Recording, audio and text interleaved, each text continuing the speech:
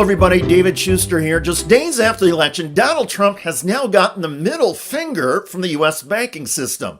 We'll explain that in just a moment. But first, here's former Republican lawmaker David Jolly detailing the Trump plan for the economy. Here is the Republican magic when it comes to the economy.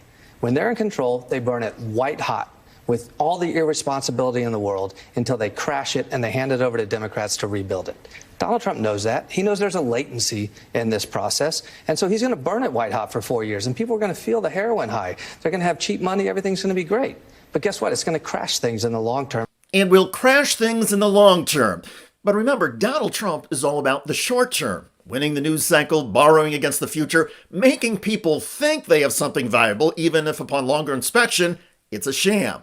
Now, standing in the way is the independent banking system led by the Federal Reserve. The Fed looks out for longer-term economic health by finding the balance between an economy that is not too hot, which could cause inflation, and not too cold, which could spark a recession. As part of that balancing effort, the Fed chair, Jerome Powell, just cut a borrowing rate to try and spark a little more heat. As Powell cut rates, and normally you'd immediately start to see mortgage rates go down, and they're not. Because the market is anticipating Donald Trump is going to keep cutting taxes, and it's going to balloon the deficit, and that's going to be so difficult for us. But when you talk about things like that, those are long-term problems that will cripple us, and we live in a short-term world, and you have truly just elected the king of short-termism. And as part of the Trump short-term effort, even if it causes long-term damage, the Trump transition team is now trying to push out Federal Reserve Chairman Jerome Powell. They want him to quit. Trump does not want Powell blocking his plan to give Americans the financial heroin high, as former GOP lawmaker David Jolly put it. I think Donald Trump is going to try to crush the independence of the Fed, and I'm worried what Senate Republicans do in this moment. The one thing Donald Trump understands is cheap money and good deals. And his good deals are either cheap money or because he doesn't have to pay his money back. And what he's going to do to Powell is what he did to Anthony Fauci. Steve Bannon said they were going to do it. Peter Navarro said they're going to do it. But doing it, sidelining Powell, is not going to be as simple as the Trump team had anticipated. And that's because Powell himself, the man who literally serves as the brakes to Trump's reckless driving of the economy, is not willing to leave. And he gave the Trump team and the world that notice this week. Watch. Some of the president-elect's advisors have suggested that you should resign. If he asked you to leave, would you go? No. Can you follow up on, do you think that legally you're not required to leave? No.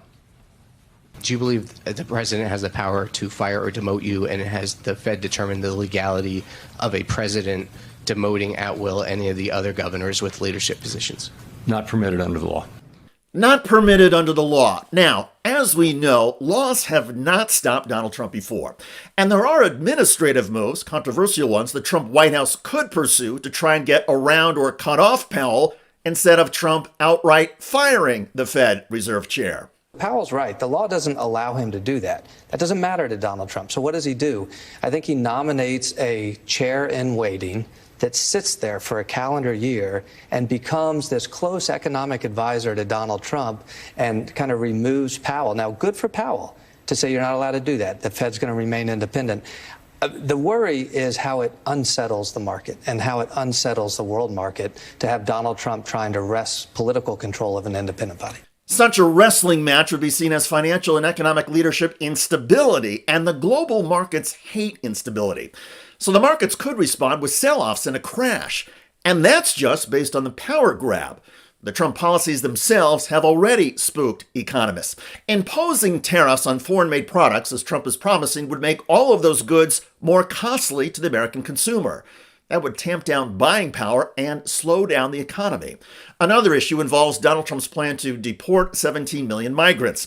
The deportation itself would cost the government hundreds of billions of dollars, adding to the federal deficit. And removing so many people from the economy would hurt productivity. It would be especially painful in farming and the food industry, where a dramatic labor shortage would cause produce prices to skyrocket. All of this, according to experts, would lead to an economic disaster. Democrats, this is their comeback. For Democrats, their comeback is when Donald Trump creates a crisis. But while a crisis might be the political opportunity for Democrats to come back, first, a lot of American consumers would suffer. And that's just financially. Socially, thanks to Trump's other plans, your life might look like this. Your favorite local restaurant closes because the family who owns it is getting deported. Silly you, you thought they were some of the good immigrants. At the grocery store, the price of fruits and vegetables goes through the roof. Your daughter, whose pregnancy has become complicated and dangerous, is now dying of sepsis because the lawyers in your state feel it's too risky legally for the doctors to perform a D&C. The college savings account for your kids goes away because it was part of the Department of Education, which has been eliminated. You and your friends lose many of your veterans' benefits because the Trump administration, as Trump promised, rolled back the PACT Act. The factory in town that was going to build computer chips and employ your kids and neighbors never breaks ground because Trump has promised repeal the CHIPS Act. The bridge that was going to cut your commute in half is being canceled because of the repeal of the Infrastructure Act. And your job is being eliminated with no recourse because the Trump administration busted the union. Good times. Thanks to Trump's lies, you will probably blame Biden and Democrats at first for all of your discomfort. And while things are uncomfortable, that's okay because Elon Musk promises things will get better. Plus, you will always have conservative media to keep you occupied. Back to present day. One of those conservative Trump cheerleaders in the media is Joe Kernan on CNBC. And in a television battle with former Trump White House staffer Anthony Scaramucci, Kernan insisted the election results refute all of the criticism of Trump's personality and policies. The rhetoric got heated everywhere. You got pretty heated, Anthony, at times. Look, Joe, how did I get heated? What did I say, Joe? About Trump? Yeah, what did I say? I said I repeated what he was saying. I said this is wrong.